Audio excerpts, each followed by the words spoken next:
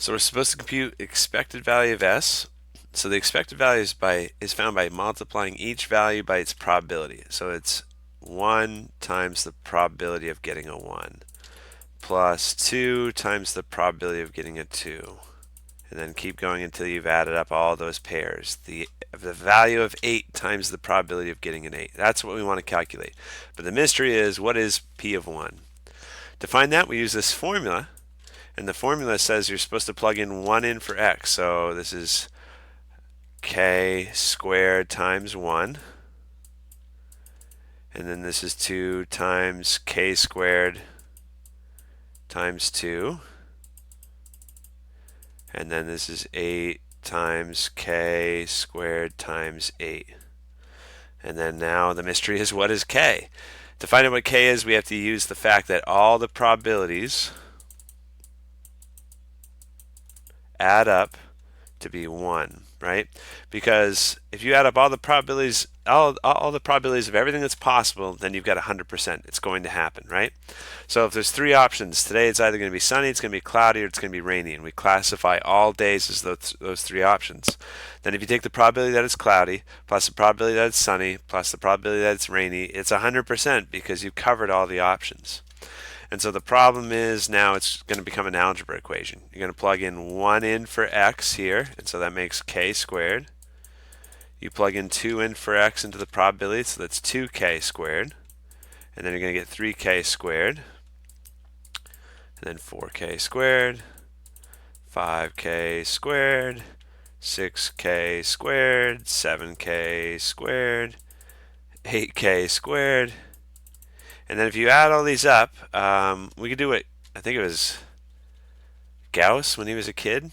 He said, hey, if you're going to make me add all the numbers 1 to 2, 3, 4, 5, all the way to 100, then I'm going to use, it's k times k plus 1 over 2, I think. Yeah, those are going to add up to 36. 1 plus 2 plus 3 plus 4 plus 5 plus 6. That adds up to be 36. So this is 36k. That was a nerdy way of adding up 1 plus 2 plus 3 plus 4 plus 5 plus 6 plus 7 plus 8. And so if you solve that equation, you divide 36 from both sides, you get k squared equals 1 over 36. If you take a square root of both sides, you get positive or negative square root of 1 over 36. But the problem says k is positive, so we'll just take the positive of this. Look, and the square root of 1 is 1, and the square root of 36 is 6, so there's your k. And we needed that up here, right? If you plug in 1 over 6 in here, and then you square it, you're going to get 36 again. So 1 times, you're going to get 1 over 36. So this is 1 times 1 over 36 times 1. This is 1 over 36. This is 2 times 2, so that's 4 over 36. And then you can see what's going to happen. It's going to be 3 times, make sure I'm doing that right. Yeah, it's going to be 3 squared over 36. The pattern continues. Then you got 4 times k squared times 4. And so since k is 1 over 6, that makes 4 squared over 36. Then 5 squared over 36. Then 6 squared over 36. Then 7 squared over 36.